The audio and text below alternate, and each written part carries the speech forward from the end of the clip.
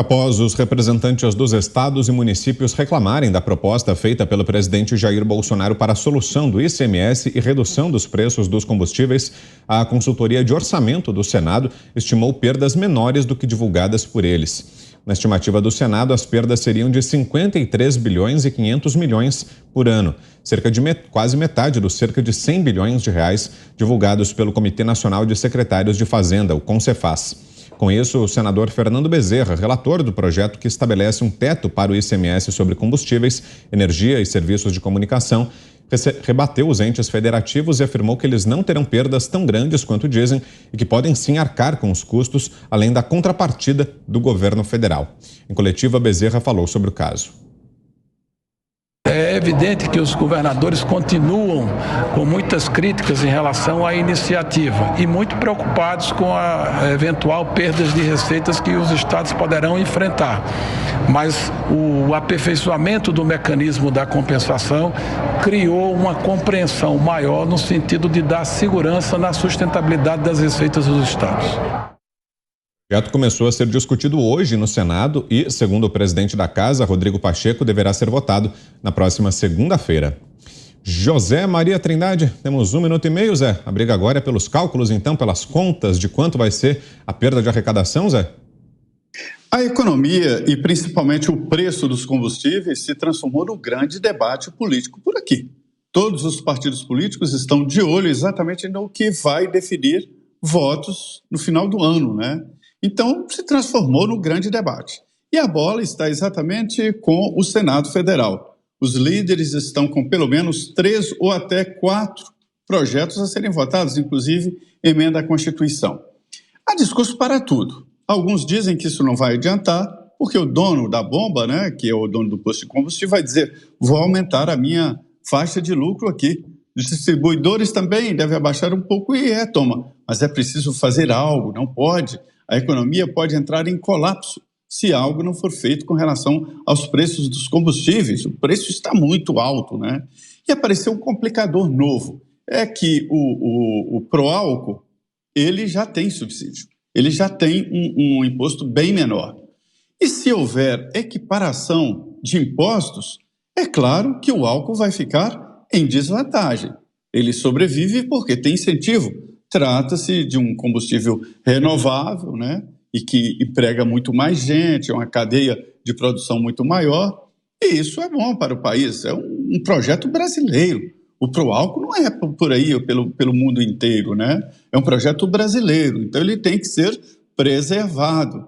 Então é preciso resolver esse lado do Proálcool. De que maneira? Através de uma emenda à Constituição, para conceder recursos para o setor e evitar que entre na mesma faixa de isenção, ou seja, de competição, gasolina e álcool. Então veja a complexidade das coisas. A grande notícia boa é de que os deputados e senadores estão interessados em resolver o problema, é um problemão, e reduzir os preços dos combustíveis, menos o PT, que divulgou hoje uma nota criticando, dizendo que não vale a pena, que não vai dar, né, como sempre, mas quer frear os preços na Petrobras, ou seja, seria a defesa de um congelamento de preços? Né? Dizem que não, mas é por aí. Então, é um debate importante e muito rápido, vai ser rápido, porque deputados e senadores, quando querem alguma coisa, meu amigo, aí é igual água de morro abaixo. Você, Fiuza, 1 minuto. Olha, eles querem atrapalhar, né? Com o Cefaz. Eles não gostam de nada. Eles querem estar imunes, eles não querem sacrifício nenhum. Um acordo entre poderes da República, né, numa reunião técnica, exposta para todo mundo, com transparência, quebrando todas essas acusações de uma propensão ditatorial que a gente sabe de onde vem, na verdade. E esses governos com o Cefaz é pau mandado de quem? Dória, né, o ex-Dória, né, Eduardo Lei, ex-presidenciáveis, o Rui Costa, né, aquele tiranete da Bahia, que pinta e borda com a população, e até Ronaldo Caiado, né, todo, não tem negócio de ideologia aí, não.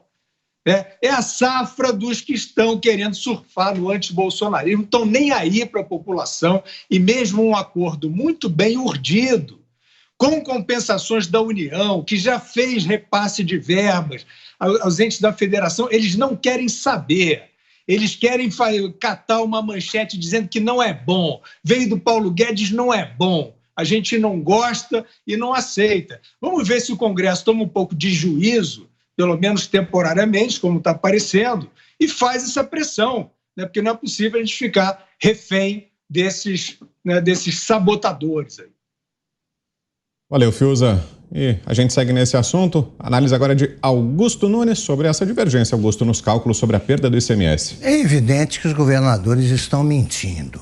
Tradicionalmente, o Zé Maria vai confirmar o que eu digo, tradicionalmente os políticos e os governadores, sobretudo, e prefeitos, eles guardam para o último semestre do mandato, quando a eleição se aproxima, eles guardam uma verba para a inauguração de obras, né, que impressionam, sempre obras visíveis. Então ninguém lida, por exemplo, com saneamento básico. Eles fazem coisas que são tangíveis. Você pode olhar uma escola, né, às pressas sempre, ou às vezes desnecessária, apesar do Brasil ter uma educação muito, muito carente.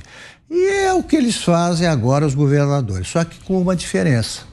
Com o dinheiro distribuído pelo governo, com a melhor das intenções, para o combate à pandemia, todos, repito, é bom repetir isso aí, todos os governadores e prefeitos entraram nestes 2 últimos anos no azul. Eles não aplicaram no combate à pandemia esse dinheiro, guardaram. E agora entram nesta temporada eleitoral com uma verba tremenda. Vou mencionar o exemplo já citado aqui ontem. O governador de São Paulo, Rodrigo Garcia, candidato à reeleição, está ocupando o cargo, ele tem 12 bilhões para verbas. Não sei se são tão necessários. O fato é que dinheiro tem sobrando. Esses 12 bilhões foram reservados para a campanha. Fora o fundo eleitoral e o fundo partidário e doações que sempre aparecem no meio do caminho. Então, o que os governadores estão fazendo é um crime contra o povo brasileiro, sobretudo contra os pobres, né, que precisam desse dinheiro, e contra todo mundo que lida com gasolina. Algum aí não é afetado pelo preço do combustível? É assim que agem os políticos brasileiros quando está em jogo aí o próprio futuro, quando está em jogo o próprio futuro. O governador, é essas coisas da legislação eleitoral brasileira. Um governador no cargo, para disputar outro cargo, ele tem de se desincompatibilizar, ele se afasta do cargo. O vice-governador que assume, isso em todo o Brasil está acontecendo, ele pode disputar a reeleição no cargo. Não dá para entender. Agora, disso o Supremo não trata. O Supremo só trata de política e que atenda aos instintos, né? Maus instintos, no caso, dos seus integrantes. Para fecharmos, Ana, temos 1 minuto e meio. Pois é, durante a pandemia, os governadores, eles não pediram as rédeas de todas as ações nos seus estados, e o STF deu. O que nós precisamos fazer é isso também no campo de combustíveis e no campo energético.